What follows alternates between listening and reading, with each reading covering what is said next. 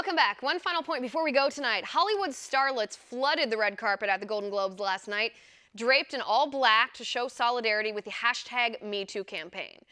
You know, even though many of these actresses likely knew about the rampant sexual harassment and abuse that plagues Hollywood, but never said a word about it. Nonetheless, these virtue-signaling elites brought so-called women's rights activists with them as dates to the awards show. Women's rights activists who champion abortion, who praise Black Lives Matter, who fawned over Hillary Clinton, Occupy Wall Street, illegal immigration, you name it. But guess who these Hollywood elites did not bring to the red carpet?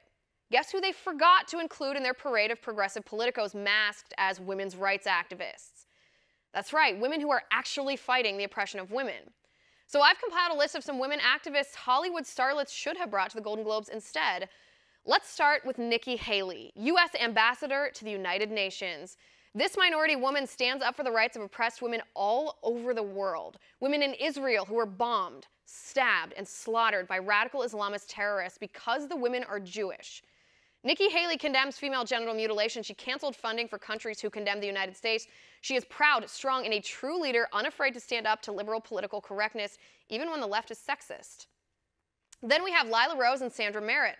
Lila Rose is a millennial who exposed racism at Planned Parenthood. Did you know you could donate to Planned Parenthood and have them save your donation to be used to abort a black baby because you hate black people? Nobody knew about that until Lila Rose exposed the truth. Sandra Merritt, and I bet you don't know this name, do ya? Sandra Merritt is facing felony charges in the state of California for investigative journalism. Ms. Merritt risked her own livelihood and safety to stand up for the unborn women at Planned Parenthood who were aborted and then had their body parts chopped up and harvested and sold. Ms. Merritt was David Daleidon's partner in the videos exposing Planned Parenthood's aborted baby body parts business, protecting the most vulnerable women among us. Dana Lash. 200,000 times a year, women defend ourselves against sexual abuse with a firearm.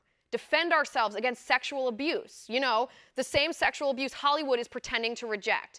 Dana Lash is actually rejecting it, teaching other women to stand up for our Second Amendment rights. So instead of saying #MeToo, we can say #NotMe.